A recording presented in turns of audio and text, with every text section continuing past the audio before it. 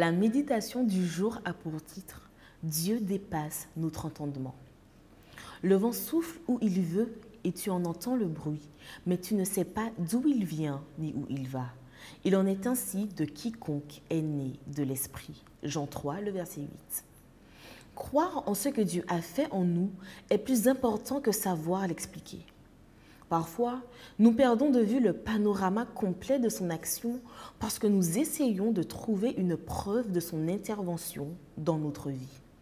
Mais notre assurance en lui ne doit pas se fonder sur nos sentiments. Quand Jésus a expliqué à Nicodème comment Dieu agissait dans nos vies, il a pris l'image du vent. Les leçons que nous apprenons de ce passage de Jean 3 sont très instructives pour nous aujourd'hui. Examinons-les. Dieu agit avec souveraineté. Nous ne disons pas au vent d'où il doit venir ni où il doit aller, n'est-ce pas? En effet, il n'y a rien que nous puissions faire pour qu'il souffle ou cesse de souffler. Nous devons accepter que le vent souffle où il veut. De même, le salut est une œuvre souveraine qui puise son origine en Dieu. Ce n'est pas nous qui décidons quand, ni comment, ni où. Comme avec le vent, la seule chose que nous pouvons faire, c'est l'accepter. Bien que nous ne comprenions pas comment cela se produit, nous en voyons les résultats. Nul besoin de savoir d'où vient ou où va le vent pour croire à son existence, car on peut l'entendre.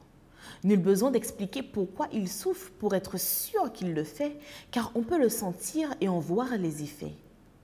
Il en va de même pour Dieu. Je n'ai pas à comprendre comment il a agi pour parvenir à croire qu'il existe. Je peux voir les résultats de son œuvre dans ma vie et dans celle des autres. Il veut que nous sachions que le salut est une expérience concrète qui se révèle dans notre vie en transformant notre cœur et en apportant des changements dans les habitudes, les occupations et le caractère. La condition pour recevoir Dieu est la foi. Tout comme nous croyons au vent sans le voir, d'où il vient et où il va, nous devons accepter qu'il y a dans ce que Dieu fait des choses dont nous ne saurons jamais d'où elles viennent et où elles vont. Le salut se reçoit par la foi et la Bible nous lance le défi de continuer à vivre par la foi.